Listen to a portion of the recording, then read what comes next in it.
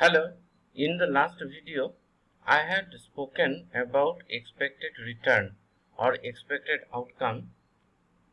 So here I am going to give you an example of an expected outcome where the underlying trading instrument is where I am involved in buying a call option. So I want to ask you, what is the expected outcome of this instrument?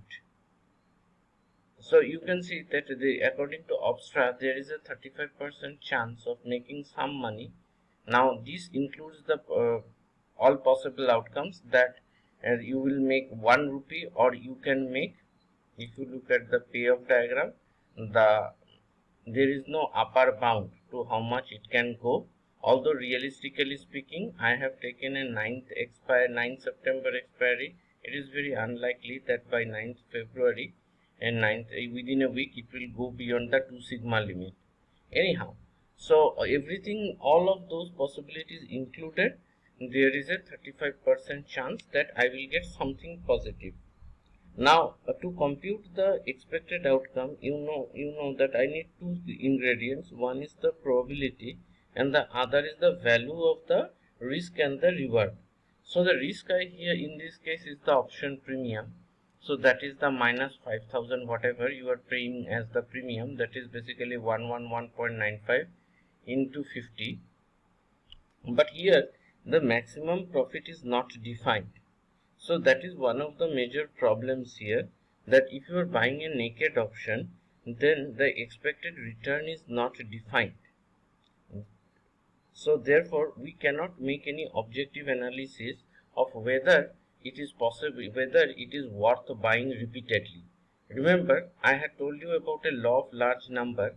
If you have not seen that video, I would request to please have a look at that video that is there on expected outcome in my YouTube channel. So there I have explained that the importance of expected outcome or expected return comes from the law of large number in probability and statistics. So basically, law of large number tells you that if some experiment has a positive, by experiment it will mean any sort of gambling or any sort of speculative experiment where you are predicting the outcome of an experiment which has more than one possible outcome. For example, toss of a coin, if the outcome may be a head or a tail. In this case, you buy an option, either you make money or lose money. There is no other option. So there is no other possibility. In this way, now here the experiment is buying this at the money call option. So should we be buying this at the money call option repeatedly? Can we make money that way?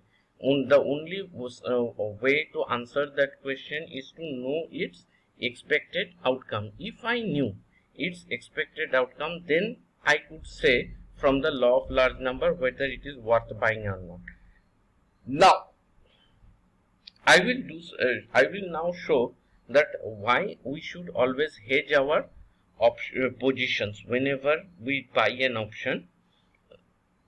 So here now 17,100 is on the at the money, because the futures price is 17,086, so it is almost close to 17,100. So this is nearly at the money. So to hedge this position, what I will do, I will sell an out of the money call option. So let us say I will sell a call option that is 100 point away. So 17,000, let us say 200 call option I sell. So when I buy options, I have to pay the premium. When I sell the option, then I receive the premium. So now you see what happens is, now the maximum profit is also defined, because since I have sold a point 100 at 17,200 strike price, if the underlying futures price goes above 17,200, then I will not make money. Okay, if I was selling it naked, then I will lose. But since I have bought 17,100 call option, therefore the maximum profit that I can have is the difference between them. So it is 100 point minus whatever premium I had to pay. And how much premium have I paid? That is 111.95 minus 75.45, because this is what I have paid and 75.45 I have received. So now the main point is that I am in a position to compute the expected return. So here you see the risk reward ratio is 1.41 is to 1. So we can quickly compute. So 1.41 into the corresponding probability of profit. So 0.4266 minus 1 minus 0.4266 into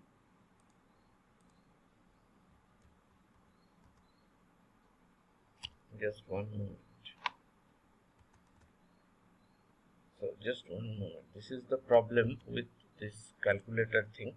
I am not very convenient with this. So this is 0.4266 into the, you can write 2925 or just the risk reward ratio 1.41 minus, so 1 into I will not write, so 1 minus the other probability is 0.4266.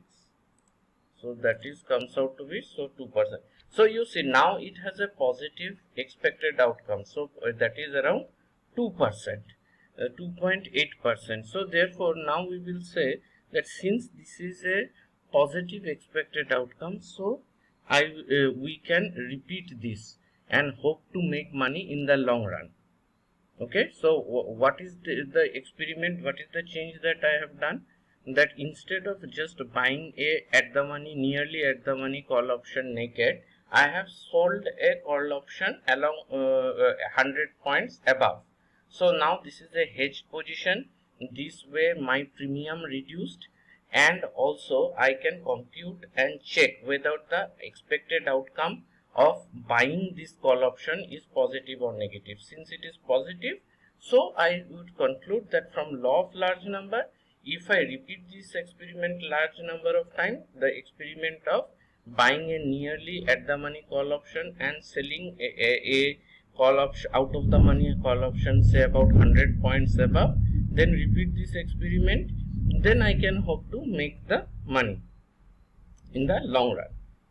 So this is one example of where we can use the concept of expected outcome to judge the performance of a strategy. Of course, this is a simplistic analysis, because when you buy an option, there are other things also to consider. One of the main things that is to consider are the Greeks. So here you see what is because you have sold the out of the money call option, the delta will go down. That means the sensitivity of the option to the price changes is also decreased.